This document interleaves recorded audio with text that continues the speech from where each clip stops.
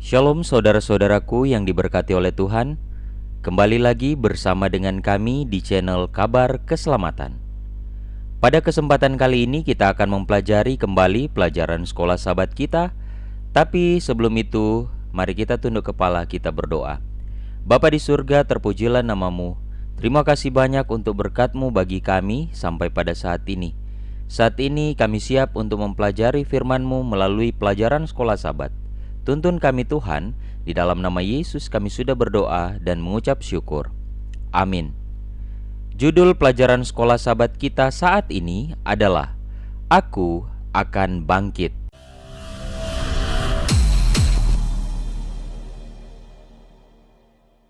Ayat inti kita terdapat di dalam Mazmur 12 ayat 6.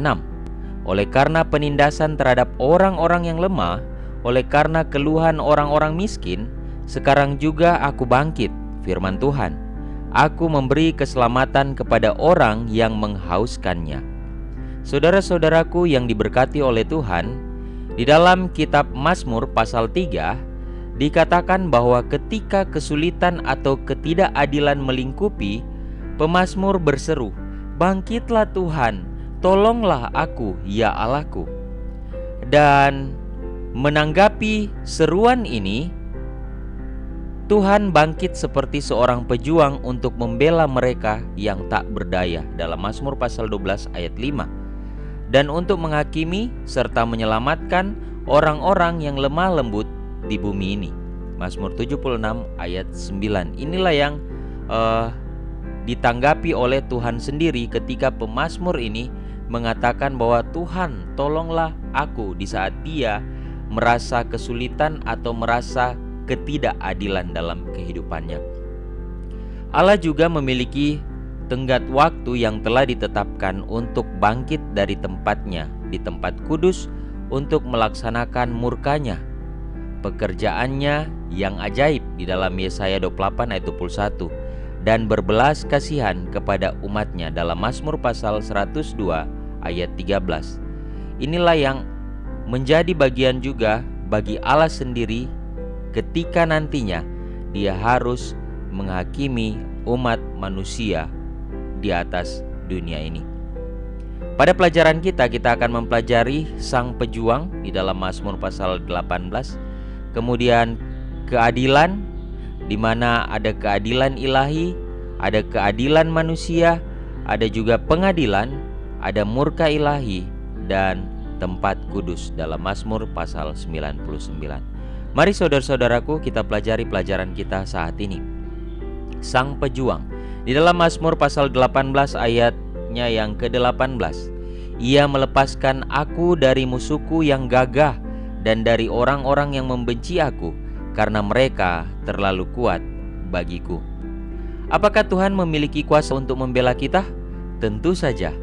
Dalam Mazmur 18 ayatnya yang ketiga, kita dapat melihat Allah memanifestasikan dirinya sebagai seorang pejuang yang menunggang kuda, membuat bumi bergetar dan menimbulkan asap serta api di belakangnya, melumpuhkan musuh dengan suaranya yang dahsyat, menggunakan kekuatan alam sebagai anak panahnya, dan dengan demikian membebaskan mereka yang berseru kepadanya. Itu bisa kita baca dalam Mazmur pasal 18 ayat 7 sampai 18. Meskipun ia adalah seorang pejuang ya, di dalam kitab Mazmur pasal 18 ayat 47 sampai 48, meskipun Tuhan ini adalah seorang pejuang yang terbiasa berperang, Daud maksudnya, Daud tidak pernah mempercayai kekuatannya sendiri, kepandaiannya atau keahliannya dalam menggunakan senjata.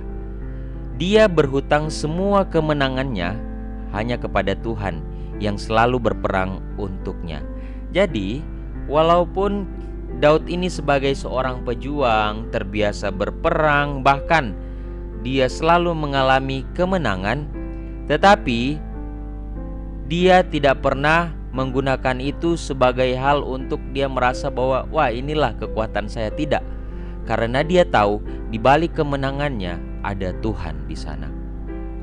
Keteguhan hati dan besarnya tindakan Tuhan seharusnya menghilangkan keraguan akan kepedulian dan belas kasihan Tuhan yang besar terhadap para penderita atau akan kemampuannya untuk mengalahkan kejahatan. Kita hanya perlu menunggu Dia melakukannya. Dalam setiap kehidupan kita pula, saudara-saudara, seharusnya keteguhan hati dan besarnya tindakan Tuhan, bahkan besarnya kasih Tuhan, jangan sampai keraguan-raguan itu membuat kita tidak merasakan belas kasihan Tuhan. Yang perlu kita lakukan hanyalah menunggu Tuhan melakukan apa yang Dia kehendaki sesuai dengan waktunya. Itu saja yang harus kita lakukan. Kita berserah ketika kita mengalami ketidakadilan, penderitaan di atas dunia ini. Kita pasrah sama Tuhan, kita berdoa sepenuhnya sama Tuhan, melihat kehendak Tuhan, dan selebihnya biarkan Dia menjawab sesuai dengan waktunya. Mari kita masuk pada keadilan. Bagaimana keadilan ilahi dalam Mazmur 12 ayat 6? Oleh karena penindasan terhadap orang-orang yang lemah, oleh karena keluhan orang-orang miskin, sekarang juga aku bangkit, firman Tuhan. Aku memberi keselamatan kepada orang yang menghauskannya. Alkitab menyatakan dengan sangat jelas di dalam Mazmur 12 ayat 5 bahwa Tuhan tidak mentolerir ketidakadilan. Jika orang miskin atau tertindas berseru kepada Tuhan, Dia bangkit untuk memberikan keadilan kepada mereka. Ketika ia merasa lemah dan sakit dan teman-temannya sendiri diam-diam mendoakan kematiannya, Daud berseru kepada Tuhan dalam Mazmur pasal 41. Dengan mengakui ketidaklayakan dirinya, ia menyerahkan kasusnya ke dalam tangan Tuhan yang penuh belas kasihan, dengan keyakinan bahwa Tuhan akan mendengarkannya. Mazmur 41. Luar biasa bukan? Ketika Daud merasa lemah, sakit, bahkan teman-temannya sendiri mendoakan dia pasrah sama Tuhan. Dia mengakui bahwa dia tidak layak di hadapan Tuhan. Dia menyerahkan semuanya hanya kepada Tuhan saja. Dan dia tahu bahwa belas kasihan Tuhan membuat Tuhan akan mendengarkannya. Itulah keyakinannya kepada Tuhan. Sikap Tuhan terhadap mereka yang membutuhkan memanggil kita untuk merasakan hal yang sama, yaitu kita harus peduli kepada mereka. Tuhan memberi upah kepada mereka yang memiliki sikap ini juga. Jadi jangan pernah berpikir, jangan pernah berharap Tuhan akan memberikan upah kepada kita di saat kita berseru, Tuhan saya tidak mampu. Tetapi kita sendiri tidak pernah melakukan itu kepada orang lain yang membutuhkan kita. Kita cuek, kita tidak peduli di saat orang lain itu merasa susah datang kepada kita terus kita tidak peduli. Jangan pernah berharap. Itulah sebabnya dalam Alkitab dikatakan, bagaimana mungkin kita mau berdoa minta pengampunan daripada Tuhan sedangkan kita tidak mengampuni orang lain? Tidak akan bisa.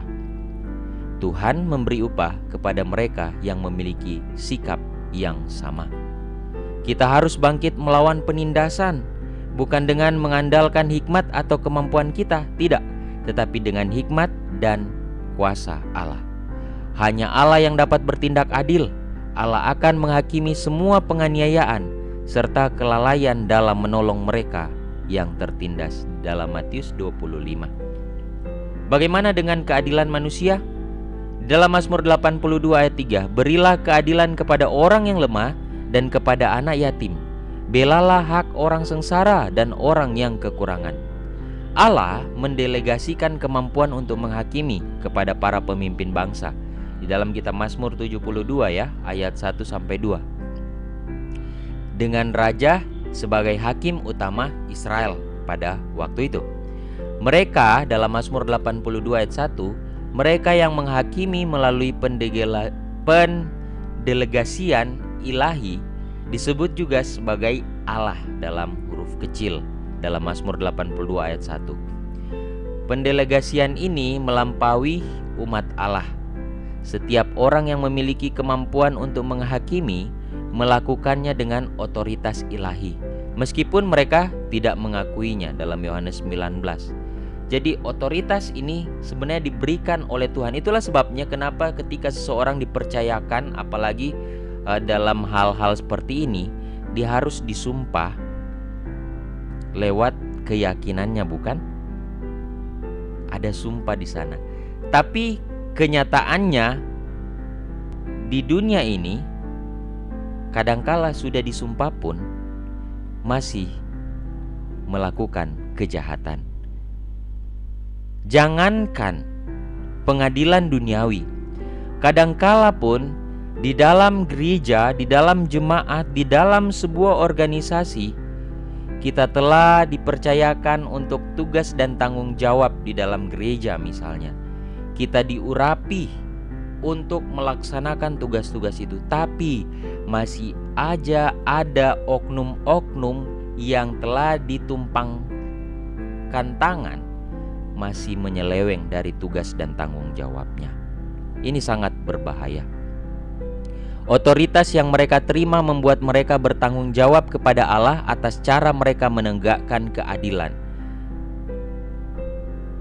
Ini yang saya mau katakan. Pengadilan dunia pun mereka bersumpah kepada Allah akan jujur, akan adil, tapi kenyataannya masih ada suap, masih ada ketidakadilan. Yang salah dibenarkan, yang benar disalahkan. Ini keadilan dari manusia berdosa, tapi keadilan ilahi tidak pernah salah. Keadilan manusia masih ada salahnya. Jangankan dalam pemerintahan, dalam gereja pun masih ada seperti itu. Orang-orang yang telah berjanji didoakan, diurapi, masih seringkali melakukan kejahatan, korup, dan lain sebagainya. Kita tidak bisa memungkiri itu. Itulah yang harus menjadi perhatian bagi kita semua secara pribadi. Jika kita telah diurapi, kita telah dipercayakan untuk tugas yang mulia, jangan pernah menyeleweng, karena Allah punya hadiah nantinya untuk kita. Allah menunjukkan bagaimana seharusnya seorang hakim manusia menghakimi dalam Mazmur 82. Jika mereka melakukannya dengan benar, mereka dianggap sebagai anak-anak Allah yang Maha Kuasa. Tapi jika tidak, mereka sendiri akan jatuh ke dalam penghakiman ilahi. Bagi kita semua, ketika kita menemukan ada orang-orang, oknum-oknum yang ternyata mengadili atau melakukan sesuatu yang tidak berkenan padahal dia telah bersumpah, telah diurapi dan lain sebagainya, biarkan nanti penghakiman ilahi yang akan menjadi bagiannya. Kita tidak berhak untuk menghakimi, sekalipun nantinya ada penghakiman dunia. Tetapi selebihnya, pasrahkan semuanya itu ke dalam tangan Tuhan. Bagaimana dengan pengadilan tersebut? Di dalam pengadilan ada murka ilahi. Dalam Mazmur 69, tumpahkanlah murkamu ke atas mereka, dan biarlah murkamu yang menyala-nyala itu menimpa mereka.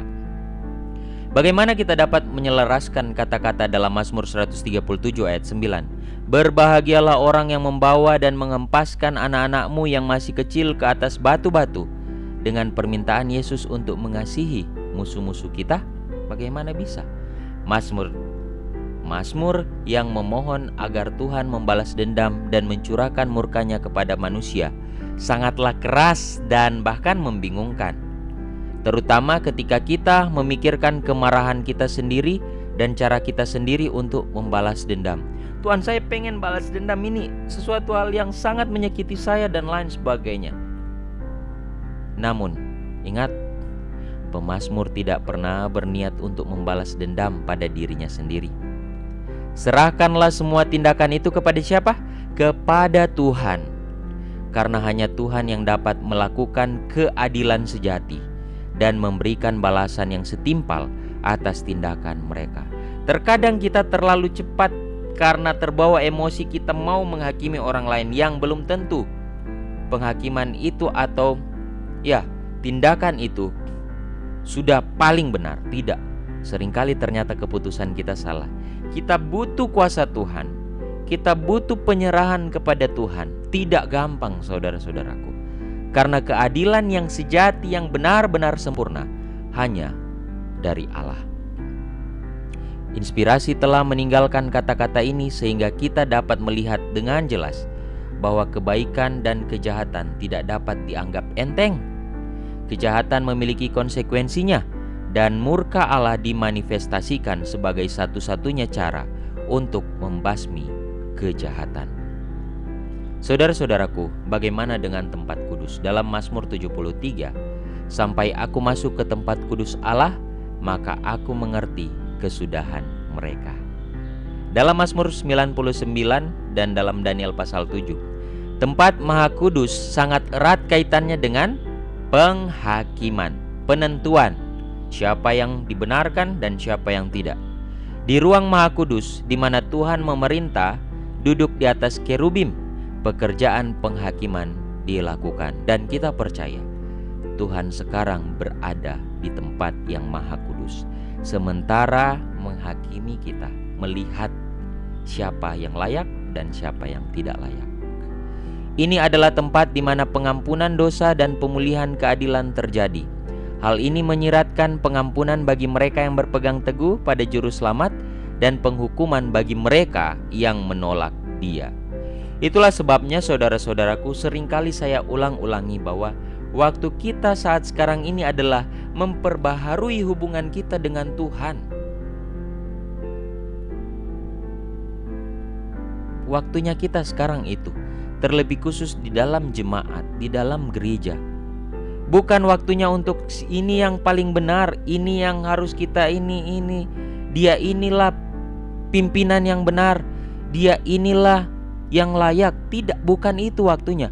Waktunya sekarang adalah memperbaharui kehidupan kita semakin dekat sama Tuhan, dan lewat kedekatan kita dengan Tuhan, kita peka untuk menentukan siapa yang layak, siapa yang tidak.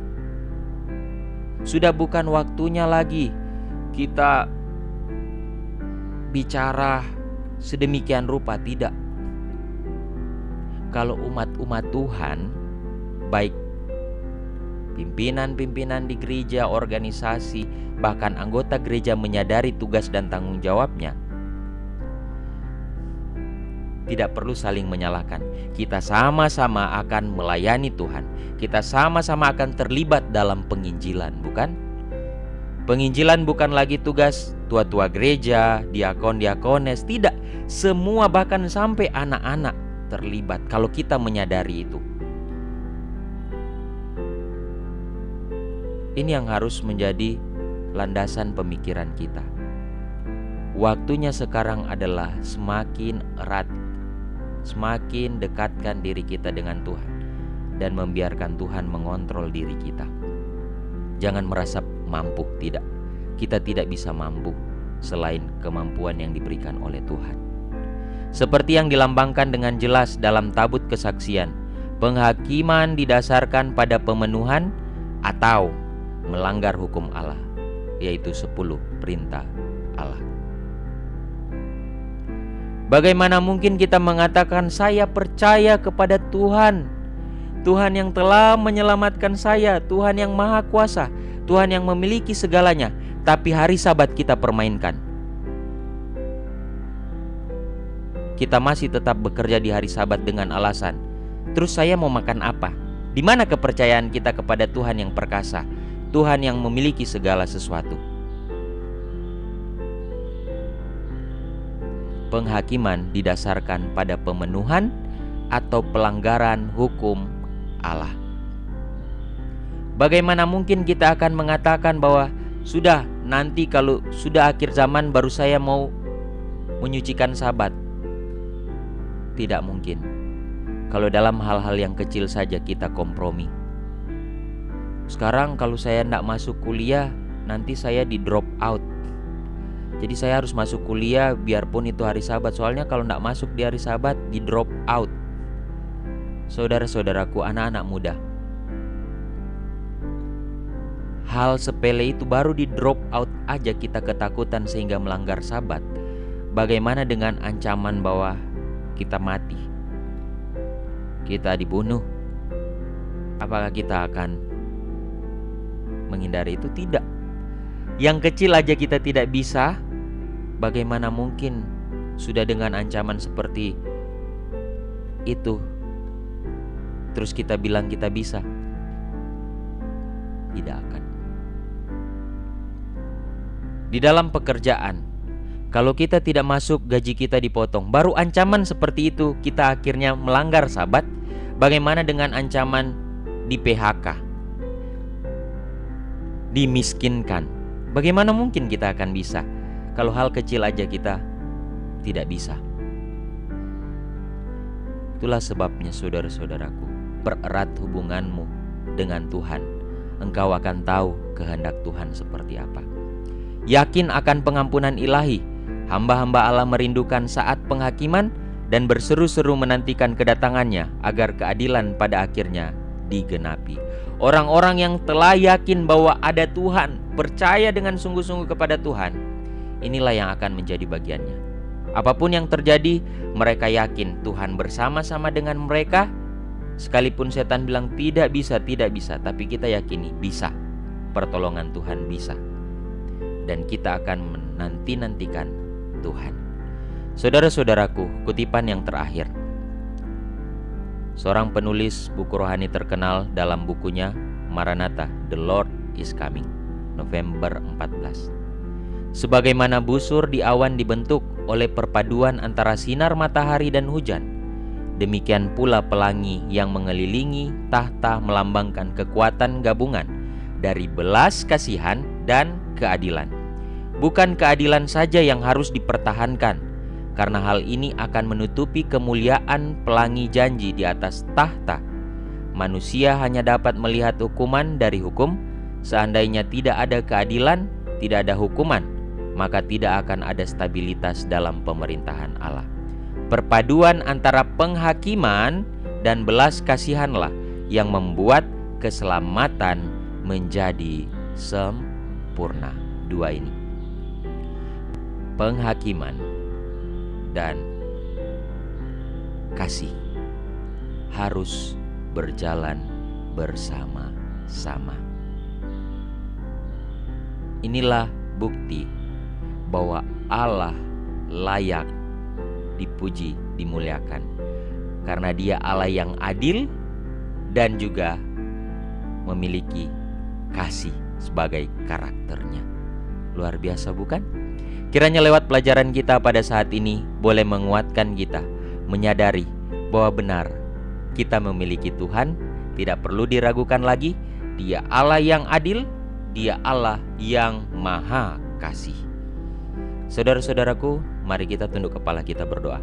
Bapa di surga, terima kasih untuk firman-Mu melalui pelajaran sekolah Sabat yang luar biasa, mengingatkan kami bahwa kami memiliki Allah yang telah menyelamatkan kami oleh karena kasih karunia dan telah bangkit, dan sementara menghakimi kami, melihat bagaimana kelayakan kami kepada Tuhan. Untuk itu, tidak ada hal yang dapat kami lakukan selain memasrahkan diri kami sepenuhnya ke dalam tangan Tuhan. Kami percaya Tuhan adalah Allah yang adil dan Allah yang penuh kasih, layak untuk menerima segala puji-pujian dan hormat. Untuk itu Tuhan, kami mau menyerahkan hidup kami ke dalam tangan Tuhan saja. Kami percaya bahwa Tuhan akan menolong kami, Tuhan akan memampukan kami ketika kami benar-benar sepenuhnya menyerahkan hidup kami. Berkati para pemirsa dimanapun mereka berada Tuhan. Di dalam nama Yesus kami sudah berdoa dan mengucap syukur. Amin. Sampai bertemu di video-video selanjutnya. Tuhan memberkati kita semua.